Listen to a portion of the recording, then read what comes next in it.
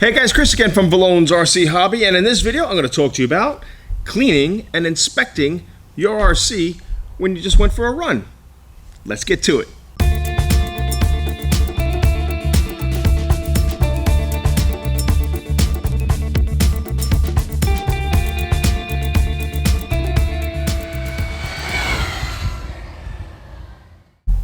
Alright guys, so here we are. This is my 1/10 scale Team Red Cat TRMT10E. Cool little truck that I just picked up on eBay recently, and really cool truck. Very durable. I mean, I've been thrashing this around a little bit and really things have not broken. The only thing that did come up on this thing was the pinion gear came loose, and I guess the grub screw inside the pinion did not have really any Loctite on it from factory, which was odd. So I did have to correct that, but I was launching this off some ramps that I made, and this thing has been taking a beating. So, and yeah, I was out in the dirt, out in the grass, and there was some big rocks and things. So I was a little afraid coming back here thinking that I broke some things. But what I want to get to is after you go for a run, it is a good idea to inspect your car. It's just one of those things where, these things, as much of a beating as they can take, they do need some TLC as well. They need to be looked after. If you want this thing to last for a long time, they need to be looked after. And it's a good thing to do. It's a good thing to wrench and get your fingers and hands dirty when diving into these things. I'm accustomed to doing this with my vintage restoration business that I have here. I restore the vintage Beetle, like you see here. So I'm always wrenching on these things. And after each run sometimes, if we do a tour, I come back and I got to inspect these things because they are 50, 60 years old. So kind of similar when it comes to an RC. I mean, you're going to be thrashing around. I know these things can take a punishment, but man, you really need to look after things. So it's always a good idea to get yourself a good little tool set. Now, I know there's plenty of videos online right now that tell you to, get good tools. Of course, you want good hex drivers and screwdrivers and things. I picked this little thing up, and this thing is not bad at all. It pretty much has almost everything I need, but I also have a tackle box here. Fishing tackle box where I have a lot of other tools that you see. So yeah, I keep this handy, and I keep it organized, and I kind of keep things categorized. So after you go for a run, you're going to want to inspect things, and what I like to do is, before I even inspect anything, is you want to clean your vehicle.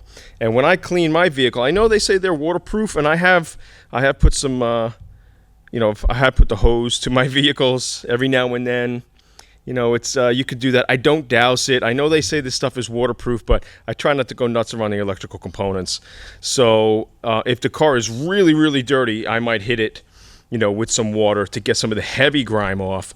But then one of the first things I do is, after I take the body off, and I've cleaned this already, and my friend when it comes to cleaning is WD-40. I think it is an excellent tool to use, and I use WD-40, of course, on all my real cars. And the point I want to make with WD is it's also a cleaning agent as well. And, makes the plastics also on the RC more durable, less to break. The plastic will, the WD will find its way into the plastic and soak in a little bit. Now, I'm not saying to hose it and saturate it, but it's always a good idea to use some WD.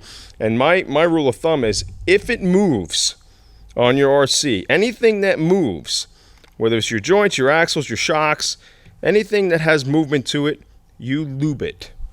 It's only going to increase the life of your RC.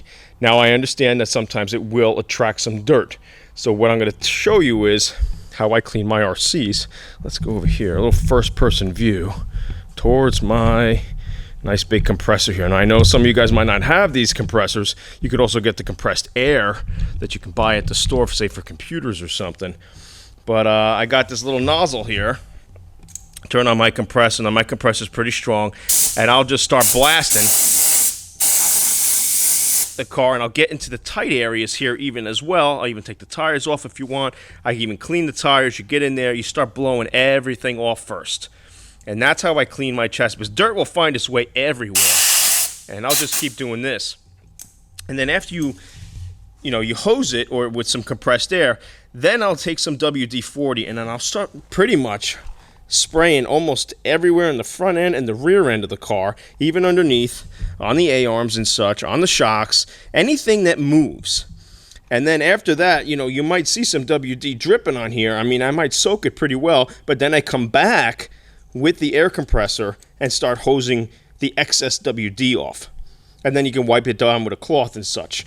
And that seems to really keep my cars clean and also, extend a little more life into the car. Again, the WD-40 will make the plastics a little more durable. And then once you clean the car off, I like to inspect things. You're going to want to press on the shocks, as silly as it may sound, rock the car back and forth. Do you see anything that looks odd? Do you hear anything that sounds odd? Take a look at your pinion gear here and see if it's binding.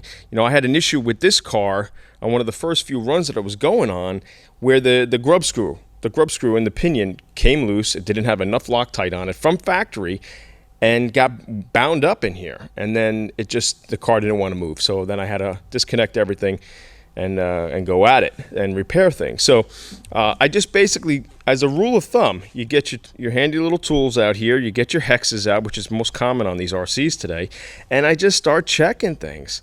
You just see if they're loose, if they're not loose, and maybe just a snug little turn is all it takes. You don't have to muscle these things because they will strip. These are not, real cars where you got to put a massive amount of torque on them. So just get your tools and just start hitting the A-arms, hitting the mounts with a shocks mount, and take a look inside there, inside your rims and your hubs and such, and make sure the play, there's the right amount of play, not excessive amount of play. A lot of times these wheels all have just a little bit amount of give to them. You also want to inspect and see your toe and your camber. Check things out like that. And it's good to wrench on these things. I know these things come ready to run out of the box, but it doesn't mean you shouldn't wrench on them. They're hobby grade for a reason. I grew up, in the 80s and the 90s, and when I bought RCs, we actually had to build them, so we knew all the ins and outs of the car. It's unfortunate today. I think a lot of stuff is ready to run. I understand our society. Everybody wants things to happen, the instant they open the box. But there was a learning curve there, and there was something great about wrenching on your own car because now you knew it in and out. So there was a plus side to that,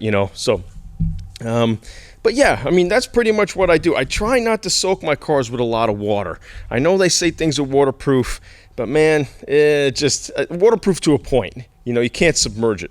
But if you have a good eye and a good hose and you want to just get into some of the tight areas, that's cool. But again, I think the compressed air is one of my favorite methods to clean my RCs. And like I said, then just get your wrench and start inspecting your screws. A lot of times down in here, these screws might start coming loose because, again, you're thrashing around outside. And it's always good to just double check. I do this after every run. I know that might sound anal to some people, but, as many cars as I have right now, each one of them I inspect, and I just want them to run right. And I'm a little bit of a detailer when it comes to, I got an anal eye when it comes to detail and things looking right and looking nice. So as much as I love thrashing around on my cars, I don't like when they get dirty. I love when they look nice.